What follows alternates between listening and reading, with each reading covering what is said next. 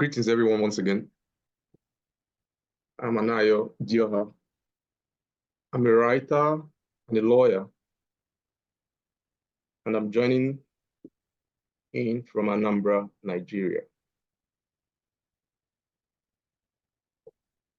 For this session, I have 2 poems. I'll be reading 2 poems. Hope they are well received. So,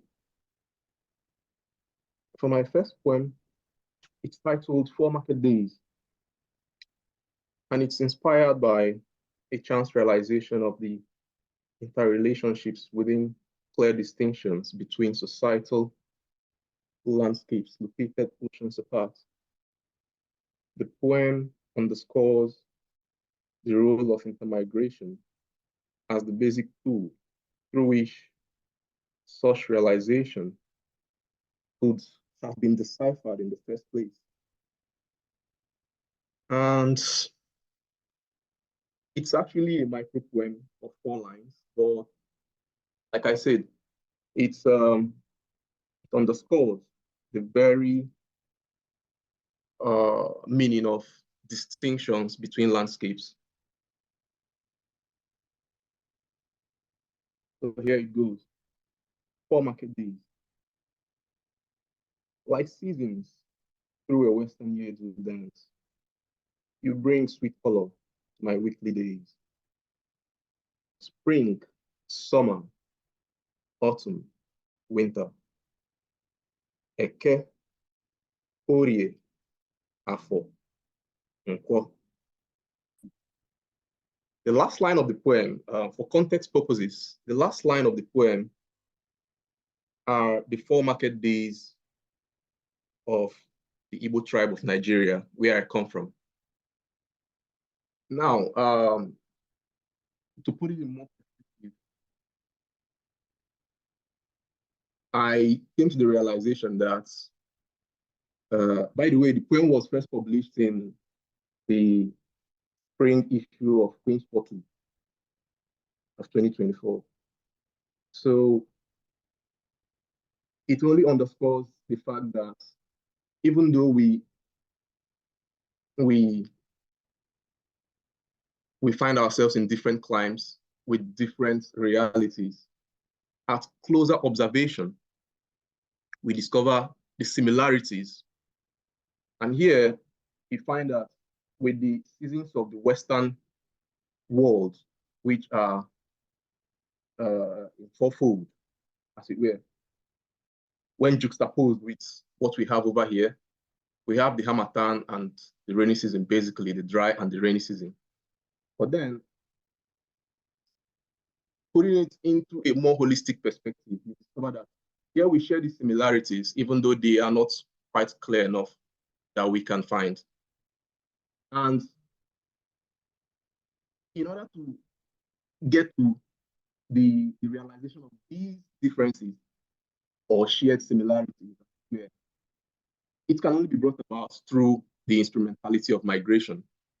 Because if a white man never came to Nigeria or an African never migrated to Europe, we wouldn't even know that these distinctions, similarities, are such in existence. So that's for the first poem. My second poem, which is titled Surviving Japa. Now again, for context, Japa is a Yoruba word. Takes food from it. Parts of Africa. It's a Yoruba word that literally means running off from a dangerous situation. So here in Nigeria, for the past decades, the term Japa has taken root as the most common term to qualify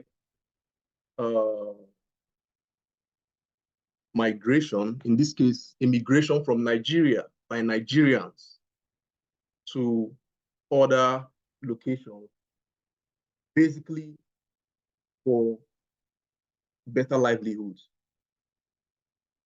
So the poem is primarily inspired by the workings of the mind of one of many across Africa and beyond, whose consanguineous or affinity ties have been partly or substantially broken by the machinations of migration.